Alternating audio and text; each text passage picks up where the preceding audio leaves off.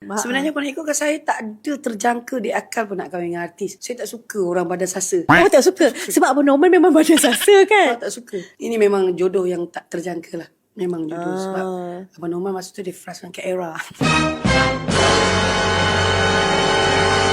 Masa Gerak Khas, dalam pada Gerak Khas syuting, Datuk buat filem.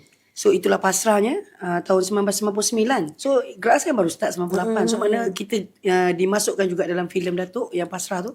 Saya kan saya jadi adik Kak Era. Masa tu kita kenal. Tahu. Masa tu kita tahu. Itu first time kenal dengan Abang Norman? Masa tu tahulah dia orang dengan Kak Era. Oh okey. Dia tak flashback saya pula flashback. Itulah kita sesi kenal-kenal gitulah. Lepas tu bila saya tak tahu macam mana permulaan dia. Siapa tackle siapa? Tak tahulah, saya tak ingat dah. Dia jadi sendiri dah. Oh, dia jadi sendiri.